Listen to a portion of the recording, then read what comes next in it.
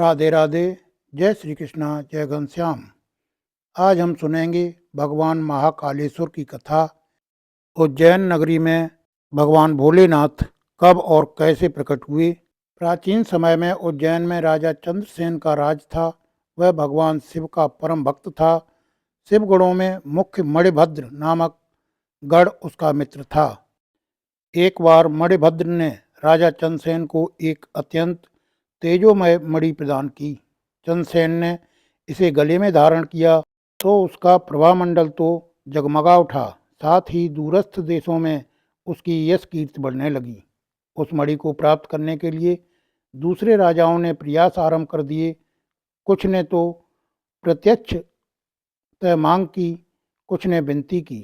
क्योंकि वह राजा की अत्यंत प्रिय वस्तु थी, अतः राजा ने वह मणि किसी को नहीं दी। अंततः उन पर मणि आकांक्षी राजाओं ने आक्रमण कर दिया। शिव भक्त चंद्रसेन भगवान महाकाल की शरण में जाकर ध्यानमग्न हो गया। जब चंद्रसेन समाधि में था तब वहां कोई गोपी अपने छोटे बालक को साथ लेकर दर्शन हेतु आई।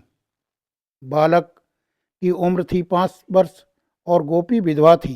राजा चंद्रसेन को ध्यानमग्न देखकर बालक भी शिव की पूजा हेतु प्रेरित हुआ।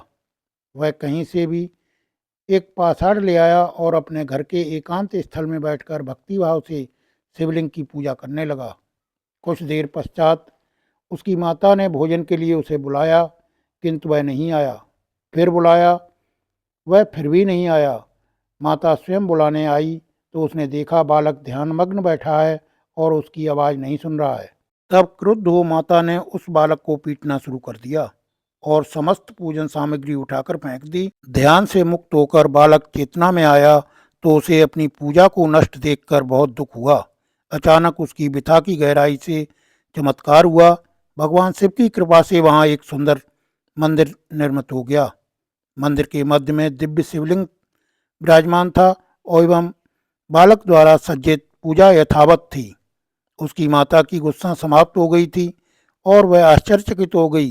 राजा चंद्रसेन को जब शिवजी की अनन्य कृपा से घटित इस घटना की जानकारी मिली तो वह भी उस शिवभक्त बालक से मिलने पहुंचा। अन्य राजा तो मणि हेतु युद्ध पर उतारू थे, वे भी पहुंचे। सभी ने राजा चंद्रसेन से अपने अपराध की क्षमा मांगी और सब मिलकर भगवान महाकाल का पूजन अर्चन करने लगे। तभी वहाँ राम भक्त श्री हनुमान जी अवतरित हुए और उन्होंने गोप बालक को गोद में उठाकर सभी राजाओं और उपस्थित जन समुदाय को संबोधित किया। शिव के अतिरिक्त प्राणियों की कोई गति नहीं है। इस गोप बालक ने अन्यत्र शिव पूजा को मात्र देखकर ही बिना किसी मंत्र अथवा विधि विधान के शिव आराधना कर शिवत्व सर्वविध मंगल को प्राप्त किया है।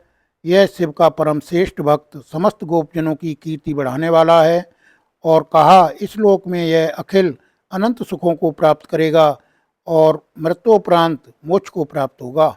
इसी के वंश का 8वां पुरुष महायशस्वी नंद होगा, जिसके पुत्र के रूप में स्वयं नारायण कृष्ण नाम से अवतरित होंगे। कहा जाता है भगवान महाकाल तभी से उज्जैन में स्वयं विराजमान हैं। हमारे प्राचीन ग्रंथों में महाकाल की असीम महिमा का वर्णन मिलता है। महाकाल साक्षात राजाधिराज देवता माने गए हैं। जय महाकाल। राधे राधे। जय श्री कृष्णा, जय घनश्याम।